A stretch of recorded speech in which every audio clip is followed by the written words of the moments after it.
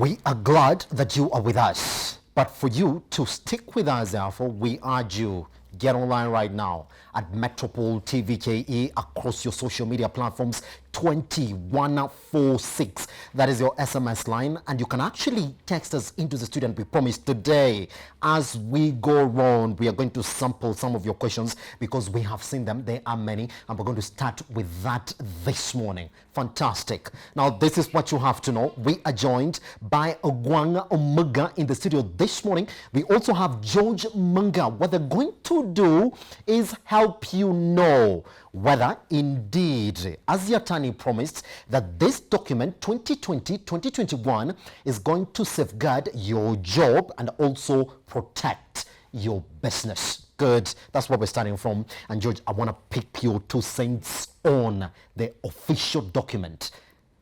Did it surprise you? What's your general feeling about it this morning? Simba, I was expecting Attorney to come up with a document that will address our current economic realities, and especially the pandemic and the recession that we are going to go through, that we are going through already, yes. Going 2021. But if you look at the Attorney's budget, it is not a budget that you can say addresses our challenges in full. Maybe it has addressed a few areas here and there, but it has not addressed the challenges that we have as a country in full. Probably I'm foreseeing Jatani coming in with other measures as we go into 2021. But as it is, I didn't see much in the budget speech or in his policy measures that is going to address the economic challenges that we have as a country. I'm glad that probably he has tried to consolidate the budget. Remember, 2019 our budget was 3.08 trillion. Yes. It has come down to 2.7 trillion. Yes. Probably Tanya has looked at our debt vis-a-vis our GDP ratios and decided to scale down our budget figures. And then looking at the realities of the revenue collections by KRA, well, that informed his decision to scale down our budget. But he has not addressed the critical economic sectors that is going to spur this economy in the next 1 year or so. Pretty much. That is my take. All right. Ogwang, I'm going to pick your 2 cents on that. If you look at exactly how Kenyans go into budget reading, they know the government knows our problems. The government know that we're in the business of making money. Yeah. So whatever it is they're going to do right now is going to come straight into our pockets. What's your general feeling for that document? My general feeling, and thank you for having me this morning. My general feeling as far as this document is concerned, I would have been impressed if this was a document of a first-year student who was doing Bachelor's of Science in Finance. Yes. Would have been very impressive. Yes. The reason why I'm saying that, and I don't mean to be disrespectful, is that to the level of the office in which he occupies, yes. right? Yes. We expect the gentleman to make pronouncement that is actually defining. Yes. That in this moment, excuse me, and I like what he had said yesterday, that we are only 10 years away from the greatest landmark of our of our generation, Vision 2030. Yes. And as at now, the enabling infrastructure that would move into sustaining Vision 2030, the enabling infrastructure that would move into even cumulatively helping us arrive at the Big Four agenda, are conspicuously lacking. Pretty much. So to that extent, we are in a space whereby this document is not defining as a people, and this document is not even sparking ambition in us. Okay. So that's why I was saying that if it was developed by a first-year Bachelor of Science Finance student, I would have been very impressed, but not a declaration or a government statement as far as projection of government spending and budget is concerned. Pretty much. I'll be coming to you on exactly the areas that you looked at and say, well, this is a gapping area that was never addressed. Good. So that when you can now make sense of your feelings this morning. Okay. Now, George, let's go to the macroeconomic aspect now for where we're coming from. And I want to ask you now, where this budget was made on the basis of a GDP just being at around 2.5%. But Jasani is saying it looks like that because we do expect that in 2021 our GDP will bounce back to 5.8%. They actually went to tell us where we expect our GDP to be all the way to 2024. I want us to begin from that. What did it make you feel? Is there any pointer right now that our GDP is going to jump to 5.8% come next year? I don't think it would be prudent to start talking about GDP growth of 5.8% in 2021. Yes. Because as it is currently, 2020 we might have a negative growth. Yes. And if you look at the statistics that have been floated around by World Bank and the IMF, we're looking at probably 1 to 2% negative growth in sub-Saharan Africa, and then 1 to 3% negative growth in the developed economies around the world. So coming from a recession of probably a negative growth of 1.6, 1.7%, and then you project to do 5.8% in 2021, I think that would not be realistic. And if you start thinking that way, then you start packing your figures with that view, yes, which might not, which you might not achieve at the end of the day. My forecasts is that if we manage to contain the pandemic in 2020, then probably economies might start looking up probably by 2021 June, meaning we might have only 6 months in 2021 to make some serious economic turnaround. And I'm foreseeing probably something less than 4% economic growth, or yes, between 2 to 4% economic growth in 2021. So those figures are not, I don't think are realistic, but we are going to have pointers maybe at the end of this year, that is Q4 of this year and Q1 of 2021. Yes. And something else that captured my attention is the attorney mentioned that our debt levels are sustainable. Probably I'd want to say yes or no to that. If you look at the debt to GDP ratios of most economies around the world and how the economic models are, then you'll start to understand why probably our debt levels are not sustainable, yes, as it is today. Probably yes, as we go along, it might be sustainable. If you look at a country like Japan, which has the highest debt to GDP ratio of 237%, you look at Greece, which had problems, at 174%. You look at the US at 106%, and then closer home we have Tunisia at 81%, we have South Africa at 57%, and then we have Kenya at 55%. Yes. Most of those countries that have very high debt to GDP ratio, you look at the economic models, find that they're industrialized nations. Yes. They do the budgetary deficits are not probably are not that high as compared to ours. So for us,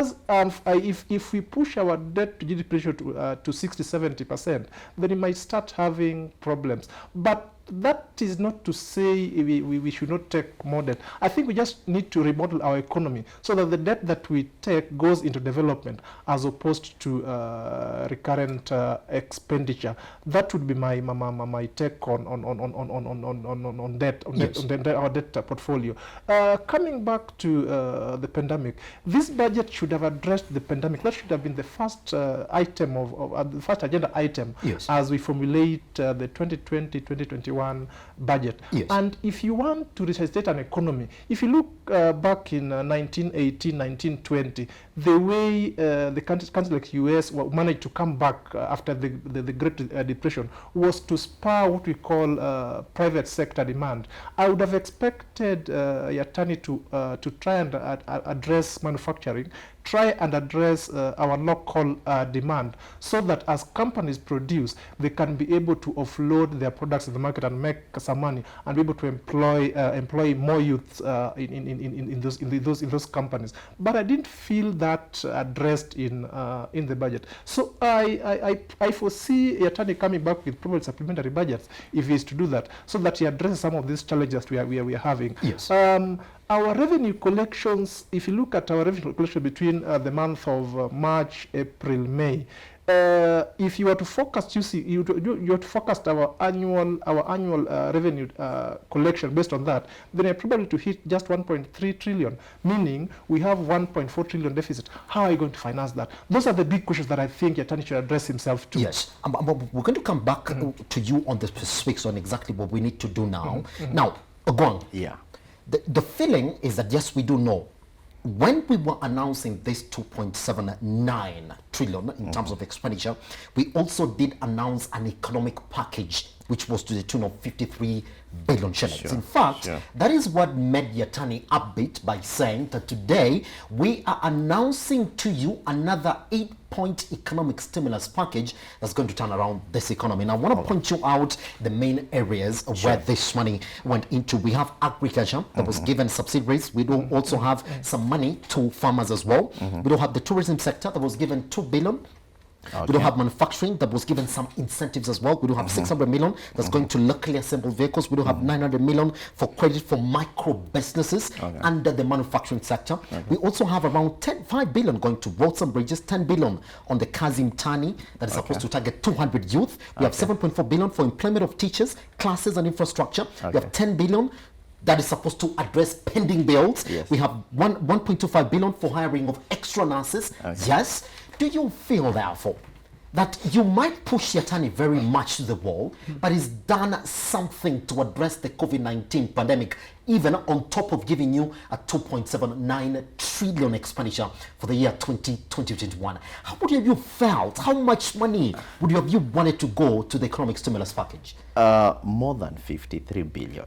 More than 53 billion. And the reason I'm saying more than 53 billion, even if we were to go basic, right, we wish to spark domestic capacity, the domestic ability of people to be economically productive, right? And if we were to peg that vis-a-vis the objective, the main objective of 2.7 trillion, right, that is not even microcosm of 2.7 trillion. It's like asking my 2-year-old kid to carry me. You know, that is actually the closest analogy I can arrive at. When I go to my 2-year-old and say, I want you to carry this furniture from here to there. That is what we are trying to do. That, in as much as we are saying that the economic lifeblood of our country are the young people. So which means that more importantly than Kazi kwa Vijana initiative, excuse me, Kazi kwa Vijana initiative of 200,000 young people, and they have been set up aside 10 billion. So that means that every one of them, even if we were to do a flat rate, every one of them is going to make 50,000 shillings. You know, so that is 50,000 shillings in one fiscal year. Is that even sufficient to survive in Nairobi alone in 1 month? So that is the approach, and that is the level of prioritization that government has as far as sparking the young people to be economically productive. I want us to migrate from this conversation of young people need jobs. No, young people don't need jobs. Because there are two classes of jobs. It's either you are engaged meaningfully in economic generation. Most of us are not. Majority of people even who are working are not engaged meaningfully in employment. According to the World Bank indices, 57% of young people that are from universities are unemployed. That's staggering, right? That's 200,000 is even a drop of the 57%. Now, majority of people who are engaged are underemployed. So the issue is not we want to create jobs. The issue is the kind of jobs we wish to spur. Right? Are they jobs that are necessary, that are sufficient to grow us into a middle income earning economy? The challenge with most of us, and this is where I wish to be very sensitive with my wording. The government and the pronouncement of the CS as far as the budgetary statement is concerned would either come across as these people have no clue in what it takes to grow an economy. An economy is never grown by jobs. No country anywhere on earth has ever grown by jobs. An economy is built by enterprise development, and if that enterprise development can be uniform across the board. When we are looking at Japan, and I like what Mr. George has said, and when we throw the name Japan, right? Japan is literally controlling the world in mobility. Every car is from Japan. Every car in the world is from Japan. Toyota is actually from Japan. Nissan is from Japan. Let me ask you, every electronic company has an operation point in Japan. So Japan has identified and distinguished itself as a global industrial nation. How have we distinguished ourselves as a country? Pretty much. And there's a point in this show that I actually said, have we ever defined ourselves in the League of Nations? Are we a consumer nation, or are we an industrial or economic productive nation? Yes.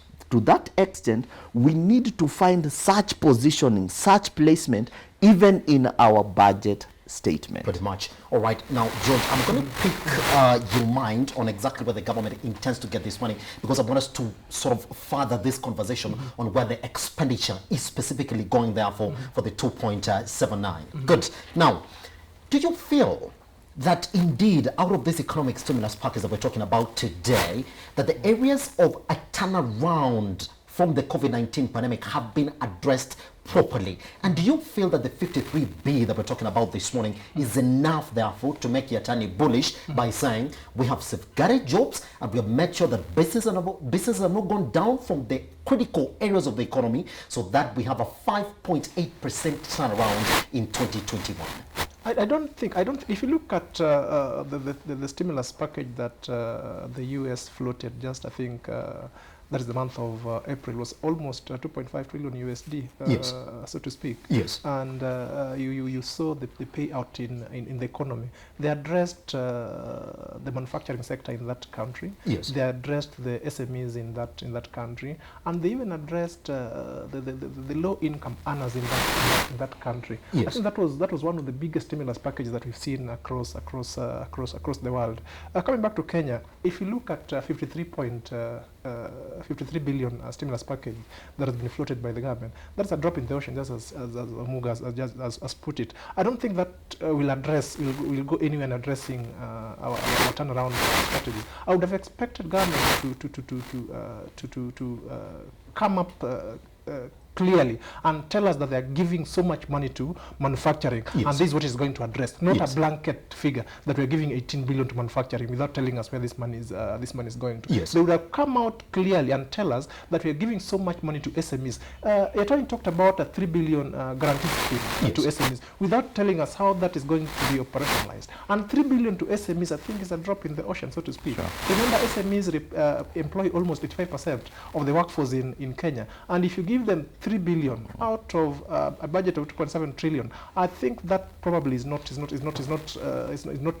addressing the issues that are present with us. Yes. The only point that I probably I would want to agree with the Yatani is on the banking policy, or the CBK policy on credit creation, because they lowered the CBR rate from 8% to 7%, yes. which will allow banks to have liquidity to on lend now to SMEs and the general economy, and then to reduce the cash reserve ratios to 4%. So this pushes back liquidity back into the economy. But my only worry is that with the deficit going into 1.4 trillion, how is the government going to raise that money? They are going to borrow locally, and when government tries to borrow locally, yes. they'll crowd out the rest of us, that's the SME and the manufacturing sector, yes. from the same liquidity that we are trying to push to them. I would have expected Yatani to seriously address manufacturing, seriously address agriculture, and in agriculture they should have addressed our horticulture that earns us a lot of income in exports. But the mention of horticulture was I think one sentence or so. Yes. I didn't see proper policies going into that. So I think even after the budget speech, I believe Treasury still has a long way to try and address the challenges that this economy has, and I would want to see now bullet by bullet points on how they are going to address specific sectors in the economy that's going to spur our economic growth. Yes. Remember the Big Four agenda that the president has. There was a mention of the Big Four agenda, but if you look at the allocations that Yatani has pushed into those Big Four agenda, you did didn't see It's much. a big drop, isn't it? But it's a I drop. wanted to get your 2 cents on that. We are going to come on the Big Four agenda this morning, George. I just want to get Ogwang's sentiments also on the areas you think now we're talking about when we're talking about funding our budget come 2020, 2021. You're going to say, Ogwang, because this has been the conversation, that now if you look at what we're going to borrow domestically again, it actually surpasses what we're going to borrow externally. What do you think pushed Yatani to this level? Is it, number one, we do know now the CBR is a bit lower. We do know he's given a lot of incentives to, according to him, that's a lot of incentives and grants to businesses within the economy. Is that what made him sort of say, wow, yes, there's a big difference between external borrowing and internal borrowing? What do you think pushed it? Is it he ran out of options, or it's numbers that sort of drove him there? Did he have this sort of confinement for him saying, well, I don't want to borrow more domestically. I want to give businesses and people within the economy a chance to get this money. What made this offset appear now? I would wish to approach it from this angle. Yes. If we are asking SMEs to access credit from banks, Yes. that one defeats the establishment of other parastatals. Yes. Like now we have a parastatal called Youth Development Fund, Women Development Fund, and there's another one equally. Yes. So the challenge here is, even as at now, the environment domestically is not rife enough for SMEs to access credit. That's the bottom truth. Yes. Show me a bank that has distinguished itself as an SME bank. They have it on the face value that we are an SME bank, and even in their communications, but even accessing credit, they will ask a ton of collateral. Of course, banks, contrary to what we think, banks are not in the business of actually growing our economy. Yes. That is in Kenya. Banks are not in the business of growing our economy. Show me a bank that has actually stood with SMEs that, hey, us guys, you see that product, we are the ones that actually panel beat that product to the point whereby it's now in the marketplace. What government is trying to do, even as it's creating enabling environment, I would seriously wish from a policy regulation standpoint that would come either from the Ministry of Finance, Ministry of Treasury, or even from the Central Bank of Kenya, whereby it's now a regulation on all of these banks that, hey, if you guys are supposed to operate within this, then we would ask you as a matter of policy to set about X to grow the SME sector. Yes. As at now, we are at the whims and the masses of banks. Yes. So for you to go and access credit, it's not actually that it's laid down that if you meet 1, 2, 3. The challenge with entrepreneurship in Kenya, and entrepreneurship is the only arm that grows any economy in the world. There's a book I'm reading, it's called The Emergence of Israel, the Israel Nation. And when the premier of Israel, Ariel Sharon, came, he Yes. said, gentlemen, ladies, we want to distinguish ourselves. Israel is one of the smallest countries in the world, but this country dominates in horticulture. It's a small country. Why? Because it is embedded in the formative vision of that country. Yes. As at now, what we are merely doing and asking entrepreneurs that now we are going to lend. Of course, even as economists are saying, some of this money must be made from borrowing. Government must borrow. It will either borrow externally or borrow domestically. And it's even better if government borrows domestically because that is good business for banks, right? Banks are secure lending to government than lending to an entrepreneur. 9 out of 10, they say according to the Kenya Bureau of Statistics, that 9 out of 10 businesses that are set go out of business in the first year.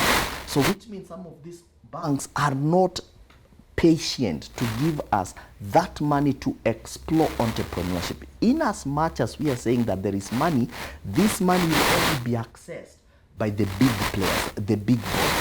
And the big boys actually will limit the operational space for the emerging entrepreneurs to come and grow the economy. All right. Now, George, once we come back now, let's talk about where this money is headed. He has outlined it. We're going to look at where the expenditure is going, and most importantly, tax, because that is what is going to fund half of our budget. Question the performance of KRA and ask ourselves the question, how have they been empowered? And we're talking about KRA to give us this 1.60. And I'll be asking you gentlemen a question, how fast would we be getting a supplementary budget from Ukuri Yatani? If indeed you're saying the 5.8% is talking about because of COVID, not so good. And since you guys are saying the 56B stimulus package that we have right now is not enough, because that's exactly what Ukuri Yatani is hanging on. Fantastic. You're still watching Metropole Television. So once we come back, it is KRA and tax, and most importantly, where the money is going. Questioning the top 4 agenda. How is it? Is it even something that we need to talk about right now once we come back?